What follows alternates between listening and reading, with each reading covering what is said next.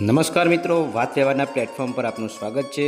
મિત્રો, આપને ખાસ વિનંતી કે અમારો આ વિડીયો ગમે તો લાઈક કરજો, શેર કરજો અને ફેસબુક ઉપર જોઈ રહ્યા હોય તો ફોલો કરજો અને યુટ્યુબ પર હોય તો ચેનલને સબસ્ક્રાઈબ કરજો। મિત્રો, વાત વ્યવહારનીમાં આજે વાત કરવી છે કે ગામડાની નાનકડી વાટો, ધૂળિયા રસ્તાઓ, બાવળના ઝાડ અને પખાલિયા ઘરો, આ બધું જિંદગીની સાદગી અને કઠણાઈનું દર્શન કરાવતા એ જ ગામમાં એક નાનું ઘર હતું। એ ઘરમાં રહેતો એક બાપ અને એની 10 વર્ષની દીકરી। માતાનું નાનપણમાં જ અવસાન થઈ ગયું હોવાથી દીકરીએ માનો પ્રેમ ક્યારે અનુભવ્યો નહોતો। ઘરમાં ચૂલો, પાણી ભરવું, વાસણ વાસિંદા વધુ નાની દીકરી જ કરતી હતી।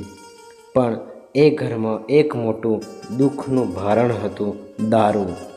બાપ દારૂનો એવો વ્યસની હતો કે પોતાની જમીન, ઘરના સાધનો, ઘરેણાં બધું જ વેચી નાખ્યું હતું।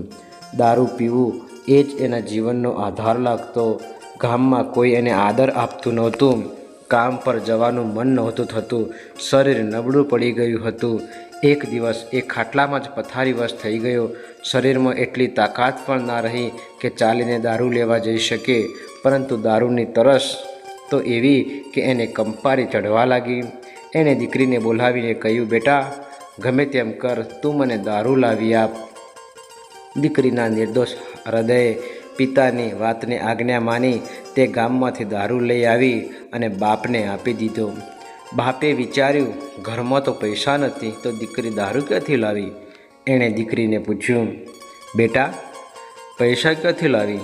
દીકરી નિર્દોષતાથી બોલી, બાપુ, મારી માએ નાનપણમાં મને એક ઝાંઝરી આપી હતી, તે મેં સોનીની દુકાનમાં વેચી દીધી, એમાંથી પૈસા મળ્યા, એને દારૂ લાવી। આ સાંભળીને બાપના હૃદયમાં ચોટ વાગી। એ ઝાંઝરી એની પત્નીનું સ્મરણ અને દીકરીની નિર્દોષતાનું પ્રતીક હતી। દીકરી આગળ બોલી કે ઝાંઝરી મેં શેઠને આપી ત્યારે તેઓએ પૂછ્યું કે બેટા, આ કેમ વેચે છે?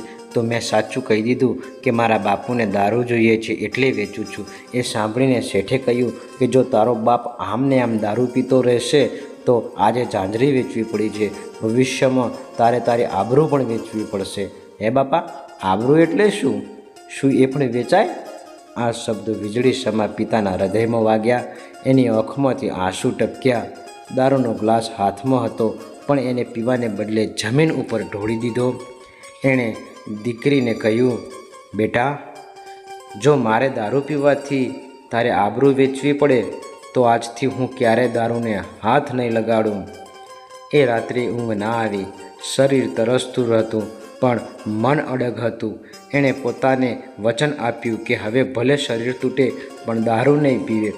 ગામમાં લોકો મજાક ઉડાવતા, અરે દારૂડિયા, આજે ખાલી કેમ બેઠો? દુકાનદાર પાસે ઉધાર બંધ થઈ ગયો? પણ બાપ શાંતિથી બોલતો, હવે હું દારૂ નહીં પીવું, મારી દીકરી માટે જીવવાનો રસ્તો બદલ્યો છે।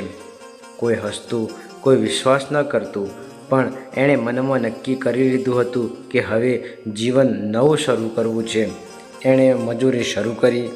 ભોગીલાલ કાકાની વાડીમાં દિવસભર મહેનત કરી। શરીર થાકી ગયું પણ કમાણીના થોડા પૈસાથી એણે દીકરી માટે દાળ, ભાખરી અને ગોળ લાવ્યો। દીકરીએ પહેલીવાર પિતાની કમાણી જોઈ। એણે ગર્વથી પૂછ્યું, બાપુ, આ બધું તમે લાવ્યા?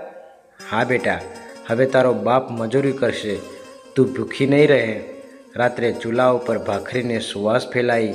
એ ઘરમાં પહેલીવાર દારૂની દુર્ગંધ નહીં પરંતુ અન્નની સુવાસ આવી। પિતાએ નક્કી કર્યું કે દીકરીને શાળામાં મોકલવી। બેટા, આજે હું તને શાળામાં દાખલ કરાવીશ, તું ભણજે, તારી મા પણ એ જ ઈચ્છતી હતી। દીકરી ખુશીમાં ઝળહળી ઉઠી। શિક્ષકોએ કહ્યું, આ બાળકી તેજસ્વી છે, તે ભણવામાં મોટી સિદ્ધિ કરશે। ગામમાં હવે લોકો એને સન્માનથી જોવા લાગ્યા। કોઈ કહે, આ દારૂડિયો ખરેખર બદલાઈ ગયો છે। ગામનો કોઈ યુવાને એને એક દિવસ પૂછ્યું કે ભાઈ, તું દારૂ કેવી રીતે છોડી શક્યો? એનો એક જ જવાબ, દીકરીની આંખમાં આંસુ જોયા પછી આ દારૂ દુશ્મન જેવો લાગે છે। એક સોજે એના જૂના મિત્રો દારૂની બોટલ લઈને આવ્યા। એક જ પેક લઈ લે, પછી છોડજે।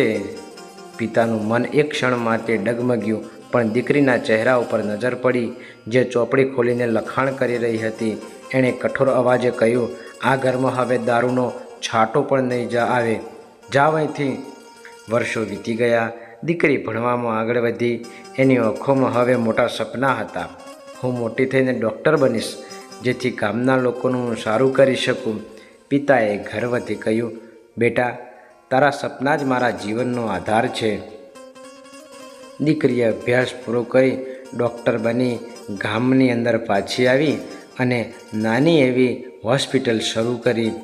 એણે હોસ્પિટલના દ્વાર ઉપર લખાવ્યું, સંકલ્પ ચેરિટેબલ ક્લિનિક. ગામના બધા લોકોએ દીકરીનું સ્વાગત કર્યું. એક વખત તિરસ્કારનો પાત્ર બનેલો બાપ આજે માન સન્માનનો પાત્ર બની ગયો. એક સોજે દીકરીએ પૂછ્યું, બાપુ, ક્યારે ફરી દારૂ પીવાની ઈચ્છા અનુભવી? પિતા હસતા બોલ્યા, ના બેટા, તું જ મારો સાચો નશો છે. તારો પ્રેમ અને સફળતા જ મારી શક્તિ છે. વાર્તાનો સંદેશ એ છે કે દારૂ માણસને ખાલી કરે છે, પરંતુ પરિવારનો પ્રેમ અને સંકલ્પ જીવનને ગૌરવશાળી બનાવે છે. સાચો આનંદ સંતાનના ભવિષ્યમાં છે, નશામાં નહીં. મિત્રો, આશા રાખીએ છીએ કે આજની બાપ દીકરીનો પ્રસંગની વાર્તા આપણે સાંભળી તે આપણને ગમી હશે. ગમી હોય તો લાઈક કરજો, આપણા મિત્રોને શેર કરજો, અને ફેસબુક ઉપર હોય તો પેજને ફોલો કરજો, અને યુટ્યુબ પર હોય તો નમ્ર વિનંતી કે ચેનલને સબસ્ક્રાઈબ કરજો. મળીશું એક નવા વિડીયો સાથે.